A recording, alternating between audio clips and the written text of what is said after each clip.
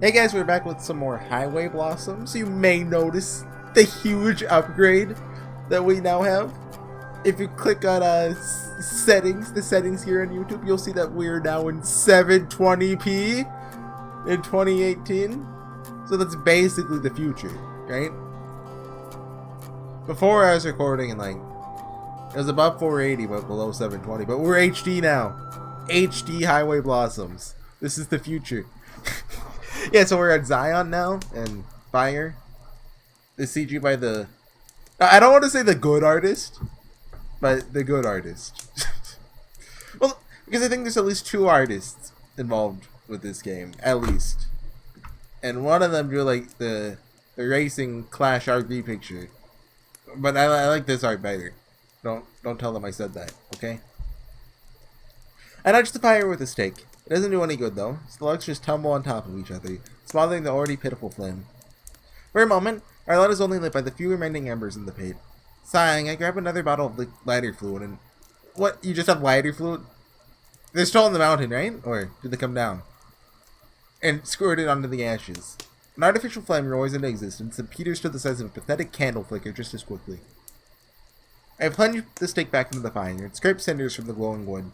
Eventually, a flame catches on a charred log and grows until the pit is blazing once again. Aha! About damn time.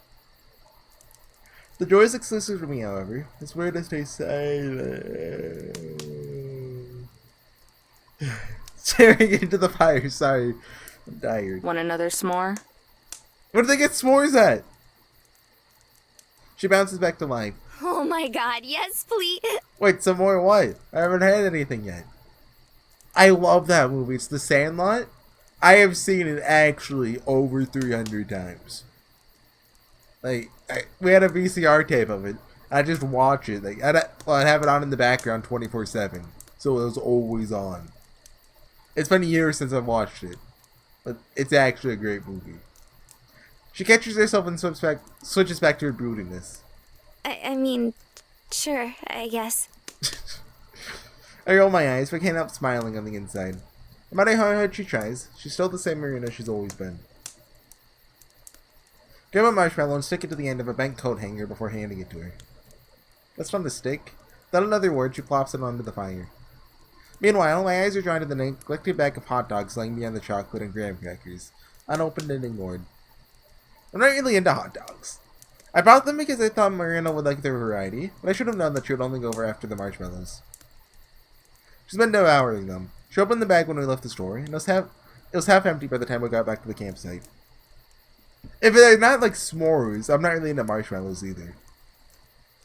They're not bad, but after you eat more than 3, you're like, why am I eating these?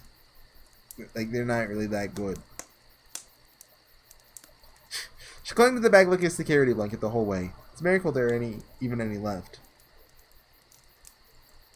Shrugging, I take one of the hot dogs out of the bag and impale it on my coat hanger, then put it on the fire next to Marina's. Even when we're this close to each other, there's still an air of tension. Hold on, I'm trying to play Grand Order. No. How do I switch out? Switch her out. Not Mashu. The one that pervaded since we left Arches. Neither of us have addressed it, but the inevitability of the treasure, the thick uneasiness that hangs over us, it's suppressed, but it's definitely there. But it's gotten better since we left Angel's Landing. Okay, they did leave. Okay. The snacks were a peace offering of sorts, I guess. Though I was pleasantly surprised that she sat so close to me, even with 3 other logs around the fire pit. I fix my gaze on the flames. The dog is slimy, oozing with condensation that drips and sizzles in the ashes. Oh god, it's on fire! It's on fire! Fire! I think it's on fire. Marina's coat hanger whooshes over me like a spastic comet. The marshmallow now is a smoldering ball of inferno. Here, give it to me. But it's on fire, Amber! Fire! I can see that. Just give it. She panics, swarming as her precious marshmallow bone burns before her very eyes. Alright, just don't hurt yourself, please. Frantically, she passes me the wire, biting her nails as I try to blow it out. Soon the fire clears. The marshmallow, once white and fluffy, is now black and charred. Aw, now it's ruined. It's no big deal. You can still eat it. Preparing the s'more, I break apart. Reading the word s'more is weird. Like, I don't know. S'more what? Will I ever stop? No. I break apart the chocolate and cracker and squish the marshmallow between them. Ew, gross. But it's all black and stuff. Hey, don't knock it till you try it. Honestly, I think I might prefer it burned. That's so... ew. She gives a nervous laugh. Here, just try it. Miranda stares at the s'more and gulps. Fine, but only because you asked. Closing her eyes, she opens her mouth wide. Oh, it's the feed scene! Wide open. This time, it's my turn to gulp. I shuffle back. Subtly trying to avoid eye contact, once again failing, pop the s'more into her mouth and let out a graceful sigh. Like bubblegum, she munches on it in the corner of her mouth, suddenly trying to dissect the flavor in her own... Wait, so is it a s'more or just a marshmallow? Like, there must be tiny s'mores for you to put the whole... Like, you pop the s'more, but... What do you mean, like, bubble? That's not how s'mores work. I mean, we gotta be realistic here. Is it a s'more or just a marshmallow? Either way, something's wrong. So... Her eyes grow wide in shock. It's good. Right? Doesn't it give it a nice smoky flavor? It's a little bitter at first, but the marshmallow gets really crunchy. So good. I told you so. You just gotta give these things a shot. I can't believe I had my first s'more and found a way to make it better in the same day. I feel like that would take most people like a bajillion years to figure out. But it only took me one night because I got you, Amber. Gobsmacked? Dumbfounded? What did she say? I can't believe I had my first s'more. I told you. No, okay, she didn't. They're both stupid fancy words, but I think they work when trying to figure out this thing sitting beside me. Amber? You're kidding me. What? Your first s'more? Well, I've seen people eat them on TV and stuff before, but... You have never ever had a s'more in your entire life. Now that I think about it, I guess I haven't. How have you lived? That confirms it. Huh? Confirms what? You're an alien. The government has just been keeping you hidden all this She's from time. New Mexico. That's why I met you near Roswell. It's the only you mentioned I explanation. am not. If I were an alien, then why do I look human? That's just a flesh suit. A disguise so you can blend in. That's mean. You can't just buy these good looks at the costume store. That's what you think. What's your sector ID? Is this your first time away from your home planet? Amber, stop. It's not my fault. Her face puffs out, and I have to resist the urge to poke and deflate it. If I don't quit, she may actually start pouting. I'm sorry, I'll stop. I'm tempted to squeeze one more joke out, but decide against it as I try to hold back the snicker under my breath. I think I like you better when you're serious. She crosses her arms, turning away as she closes both eyes to block me out. Then, with a grin, one eye open. We both burst out laughing. Since the hike, the fog has climbed down the hill, enveloping the campground. Even here, it's carved out a small pocket, the breezy chill surrounding us as we take in the warm glow of the fire. It feels nice. But for real, I still can't believe this is your first time leaving home. She settles down a bit and places her hands in her lap, teetering side to side as she looks to the sky, even though there's nothing to look at but mist. Yeah, sometimes I have trouble believing it too. Since there's so many of us, I guess Mom and Dad could never afford to take us anywhere. That's what I thought. Her family is as big as she says, so I think they could have just packed up and traveled like me and Gramps. You said you have 9 brothers and sisters, right? Yep, there's 9 of us, plus Mom and Dad, so 11 altogether. Jesus. Right? Everyone says our house is pretty big, but it's always been so cramped that I've never been able to tell. I've never even had my own room. I've always had to share one with some of my sisters. My older brother shared too, until one of them went off to college. Is that the same brother whose car got torn apart by Mariah? She laughs guiltily. Yeah, he always called it his love wagon. If that thing was a love wagon, then my motorhome is a love palace. Ooh, that's a good name for it. Please don't. Don't even start.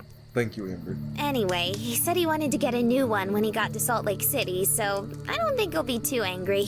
Hold on. That's in Utah too. Why didn't you tell me? The detour would have been a pain in the ass. But if you wanted to visit him, I wouldn't have minded the extra miles. Not if it was for you.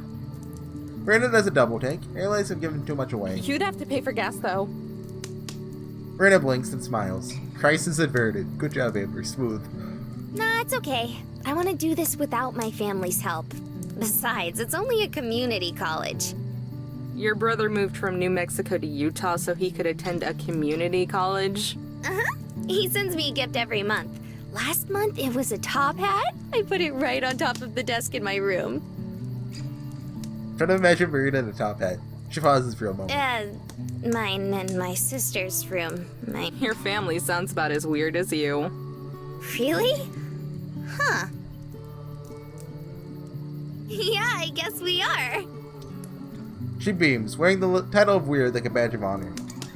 That's not a good thing. Actually, maybe it is. I like it. Besides, Dad keeps us all in line. He's a defense lawyer, super straight-laced. You Phoenix, remind right? me of him, actually. He likes everything nice and orderly, Phoenix, which is right? bad for him because he's surrounded by us, but... She talks for a long time, chattering and laughing about her family. I mean, whenever you think of defense lawyer, you think of Phoenix Wright. That's just... What kind of other kind of defense lawyer exists? Come on now. She talks for a long time, chattering and laughing about her family, smile never leaving her face. I almost get lost in it. I almost want to. For the precious minutes that she speaks, forget the tension that shadowed us since Arches. Believe it was never there. I love that about Marina. Even when we're wet with rain, or humoring truck drivers, or racing a lunatic down the highway, she never hesitates to smile. For her, it's always poised on the brim, waiting to shine through it. I could listen all night, but she trails off only a short time later. I'm sorry. This must be boring, right? Nah, I can tell you love him a lot. It was always just me and Gramps. So it's sorta interesting to see how other families work. The lot falls silent, save for the crackling flames. I brace myself for what I know is coming. Hey, Amber? What happened to your mom and dad? I stare into the fire. It pops, casting up delicate embers that fall and vanish in the dirt. I'm sorry. That was too personal. No, it's fine. They're both around, I think. Only met Dad once a long time ago. Me and Ma don't get along very well. Haven't spoken to her since I was 16. Last I heard, she was living in some trailer park in Ohio. Is that why you lived with your grandpa? Sorta. Ma always had her issues. So the court said Gramps could take care of me when I was a baby. I stifle a laugh. Not that it did any good. The geezer had the bright idea to haul me around the Midwest and East Coast for half my life. He took care of you all by himself? He must have been amazing. Try again. He was an old hippie who was stuck in the 70s and spent most of his time listening to weird music. Sounds just like you. Hey! Hey, watch it. If anything, he was more like you. I was always cleaning up his messes, even as a little girl, even near the... Choke down a growing lump in my throat. Near the what? Even near the end. Ah. Amber, It was always just the two of us, though. Us or any random old friend he wanted to see. Even when he decided to settle down in Colorado, it was just us. People would come and go, but it was always us. And I was there for all of it. I was there for every single appointment. I was there at the hospital, and I was there at the funeral. Ma didn't even bother to come to that, but I was there. Look, I'm just saying, it was an open casket. Look, the Gramps is alive theory. It's too strong. No, what? Ah, man. Grand order. There's a 15 turn limit on the boss. I got him down to like 1 turn away from killing him. Like, it doesn't really matter that much. Because I still get all the damage done. But still, it's not a nice even number anymore. And he was always there too. Anyway, I can stop playing now. I can focus on the thing. You really miss him, huh? My voice lowers to a whisper, raspy and dry. Yeah. Something slumps against my shoulder. Glancing down, I discover Marina's head resting against me. What are you doing? Nothing. Ah, She looks up at me. Want me to stop? nah. Keep doing it. Okay. We should turn in soon. We have a big day ahead of us. Yeah, maybe. We sit in silence for a little while. Maybe it's a long time. I can't tell. It's a nice silence, though. A comfortable one. Finally.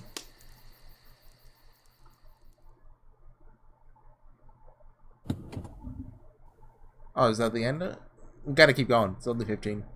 The engine dies. Still hear the power buzzing before it surges down, leaving us with the ambience of the settling motorhome.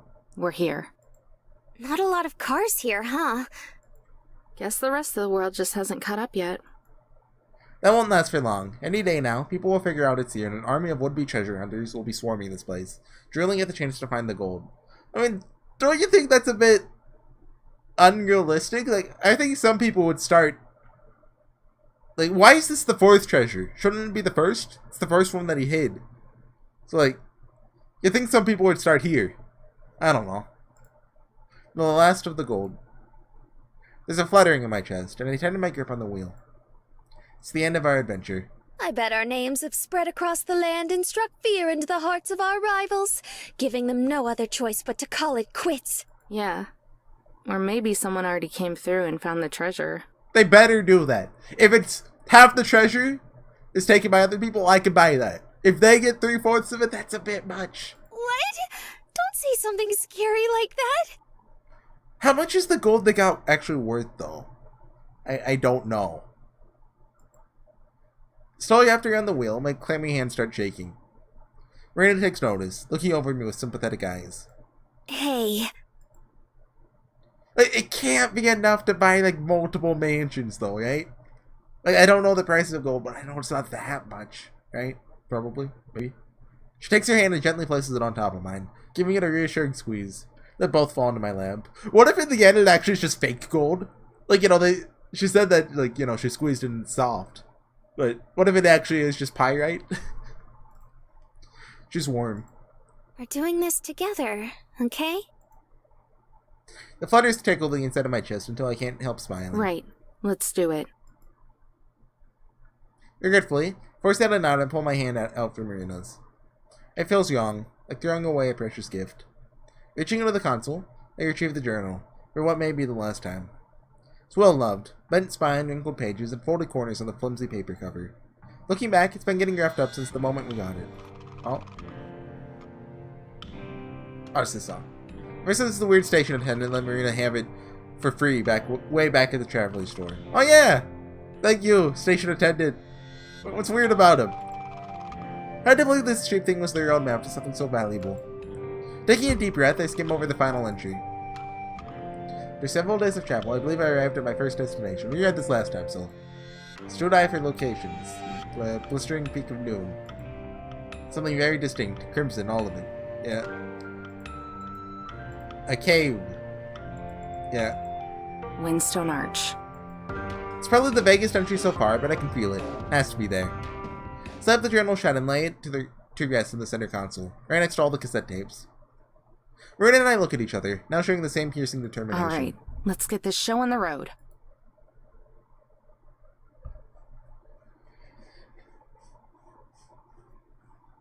Because of the lack of crowds, getting around is a lot easier than usual, allowing us to take in the scenery for once instead of slogging through zombified hordes. Even though there's not many people around, it somehow feels fuller here. Everywhere we walk, we're surrounded by layered dunes and sandstones, towering over us, striped with faded reds and calico. How do you say that? Calico browns? Like the cat. Calico. Calico. Calico. Somehow we do eventually manage to find the Windstone Arch. Like the arches back in Utah, it isn't big and majestic. It's on a giant upside-down horseshoe that lords over us as we look on in awe. It's not even an arch, as much as it is a cave, really. Just a jagged, overgrown rock with a few crevices big enough for a person to enter. Still, despite this, despite the fact that it doesn't compare to the size or grandeur of everything else we've seen together so far, despite that it hardly took us any time at all to find it, it's still imposing. The longer I stare at it, the bigger it gets, like it's judging us. It isn't calling into question our abilities, or even if we can find it. It's gouging us to see if we're ready. It's the final boss! Are we? Look over to Marina. A small bulge forms under her throat before she swallows it back down. Is she? I return my gaze to the arch, asking the same questions over and over in my head. Am I? Finally, we look to each other again. Marina readies the metal detector strapped to her back and gives me a nod, which I return. Even if we aren't ready, even if this thing is the worst mistake of my life, this is something the both of us have to do. Our steps in sync, we march over the rocks and desert shrubs before crouching into the cavern. Sunlight squeezes into the cave, dying the rock column. Hey guys, sorry my game crashed. Luckily, well no, my game didn't crash, OBS crashed. Luckily, the video file wasn't correct. Oh yeah, we got it. Let me, hold on. After OBS crashed, I booted OBS back up and the game crashed. So that happened, so I guess it doesn't remember us. Skip all messages. So, I did lose about 5 minutes of footage, give or take. It's not that much though, so I know what line we're on. I think we did this? Crouching into the cavern. There, this line. Okay, now here we are. Yeah, I'm not 5 minutes ahead of this. Okay. Sunlight squeezes into the cave, dyeing the rocks column neon red. We're gonna begin scanning with the metal detector. I was actually really scared I'd have to reread the that campfire scene. Like, it wasn't a bad scene, but just rereading it again, that soul sucking. That's what it would be. Listening intently for a beep.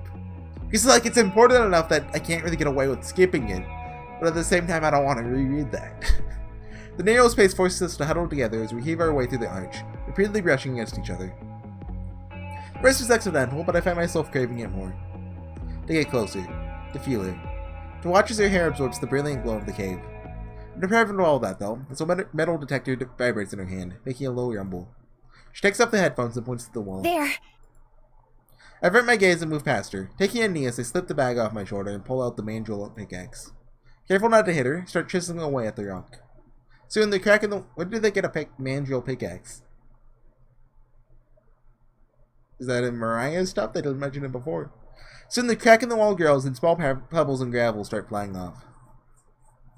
I reposition myself and block Marina from getting hit by any of it. The small portion of the wall crumbles away, and after a few more strikes, reveals a hollow space, just big enough to squeeze your hand into. This is gonna suck if some creepy thing's gonna make its home in there. Shuddering, I reach into the space and feel something square and wooden. With some budging, it comes free and easily slides out. A box. Its familiarity is expected, but it doesn't stop my heart from leaping any less. Nor Marina's, who squeaks out a gasp. Ready?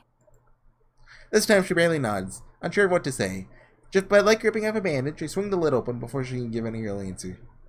Nuggets, a pile of them, filled from top to bottom, all misshapen and morphed. The sight isn't anything new, but this time it feels different. It's like for the first time, the reality has finally sunk in, and everything up until now has been a haze.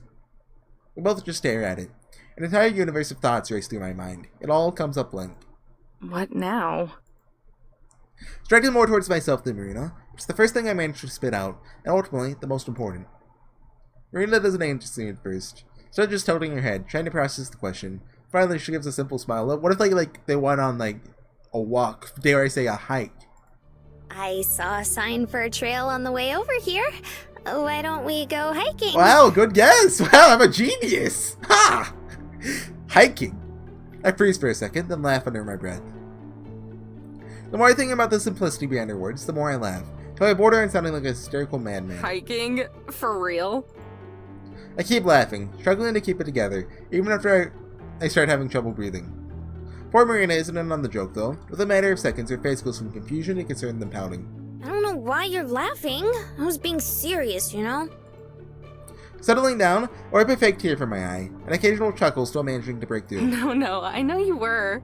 Then what's so funny? Nothing, just... Finally, you regain complete composure and smile at her. Also, what is a... No. What is a fake tear? I went on for like a minute about that earlier. I won't this time. But I don't know. Finally, you gain complete composure and smile at her. Yeah, sure. let's go hiking. That sounds nice. Can you please keep to the signs? I will. Stop being such a worrywart. Marina skips through the sand, gleefully oblivious that her trail is a badly marked patch of dirt over the plains of the Mojave. This is where I left off last time. I will. This line, I Stop think. being such a worrywart. I was like, hey, HorseyEatYou! That's what you said last time. If you're not careful, we're gonna get lost. Again. Aw, you didn't like those old cabins we found? What if their RV gets towed and they lose all the gold? It gets old after the second time, Mare. It kills daylight too. The sun is faded to orange and will soon sink out of view. There's no way we're getting back before dark. But hey, maybe that's not such a bad thing. We've already found the treasure. Spending more time with Marina is a nice reward. So, about this fire wave thing. And yes, I know it's not an ocean of lava, smarty pants. It's actually fire. Dang, must be running out of material. I mean, it's so cool. Well, it's hot, I guess. But what is it? What's the fire wave? It's a, windy thing. Windy? That winds around rocks and stuff. And looks like fire. Okay. I guess windy makes sense. At least, I think that's what it was. Oh? Devilish grin slings onto Marina's face, and she attaches herself to me like Velcro, nudging my shoulders. You don't know what it is either, do you? What? Do so. Her grin grows until I force myself to look away. She's not gonna get the satisfaction. I've seen pictures. Oh, you've seen pictures? What sort of pictures? You know, the picture-y kind. Good save. I can just feel her reveling in this. For the first time, she's got me playing right into her hands. Oh, shut up. I feel a slap against my wrist, then a tug. Looking down, I see Marina's bright dimples shining through her round cheeks. Why don't we find out together? I'm stunned. It's a position we've been in before, but it's supposed to be the other way around. I'm always pulling her. That's my job. But now it's her smooth fingers locked around my wrist, her fingernails grazing above my skin. The realization doesn't even have time to sink in before she propels herself forward, with me in tow. Hey, wait! Hold on! Kick up Santa and grin as I'm practically dragged along by Marina, who meets my yelp with silence. Then she halts as quickly as she took off, leaving me to shoot forward and stumble to a stop. You could at least warn me before ya... I go silent. Marina does too. The fire wave. Swirling ribbons of red wrap around the hillside and stretch out to the horizon. The setting sun casts light and shadow across the ground and sky, shredding it all with intense golds, pinks, and purples. As the sky dims, a shred of stray light passes over the shade and shines directly on us. Directly on Marina. She stares on, silent. Finally, it's gonna happen! We've been waiting for this. Is the game about to end, though? I feel every glint of emotion coming from her. I guess, we wrapped up the treasure. We're done? Almost? Maybe? I don't know. Every breath taken away. Every raw feeling that builds up inside her, only to be choked back down. All of it. I glance between her and the scene stretched out before us. The pockets of sky with their deep, vivid colors are beautiful, but the choice is easy. I fixate on Marina. I can't hear the fireworks. Those clear, sweet blue eyes. You guys will get that reference in like a year. Or maybe you already will get it. Her cute round cheeks. Her lips as they quiver ever so slightly. Laying a hand on her shoulder, I turn her towards me and softly touch her cheek. Her mouth slips open with a faint gasp, but all it takes is a gentle stroke of her face for that uncertainty to be wiped away. Marina holds my gaze. My eyes relax and I step closer, so I can feel the warmth of her body on her spine. Then I lean in and press my lips to hers. So soft. About time! It's been like what? How long have we been playing this? 7 hours! About time! Keep myself pressed against her, letting my lips move with a natural flow. But she doesn't press back. Afraid, I pull away. Before I can step back, she pulls me closer and lets her lips melt into mine. Let the pattern take control. Our mouths move inside each other, full of tender caution as we ease in.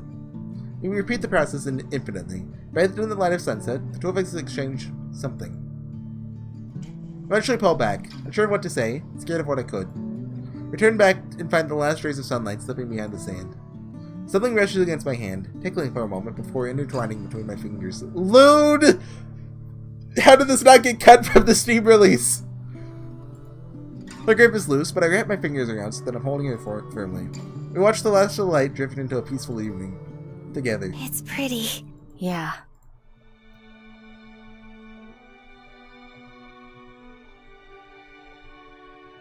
Playing that one song without. It's gonna play the Highway Blossoms? No? No? Okay. That's perfect calling spot. Even at like almost entirely natural 30 minutes. Okay. Next time we'll... How close are we to the finale? This game's supposed to be 6 hours long, but we're recording it, so I'd expect it to go about 10 hours since I'm voicing everything. And, you know, listening to the voices at their pace. So, I don't know. Maybe I'm just reading it quickly. But I think it's going to end at the concert. That's probably certain. You know, in California. I don't remember the name of it. But yeah, thanks for watching, everyone. We'll be back next time with some more Highway Blossoms. Bye!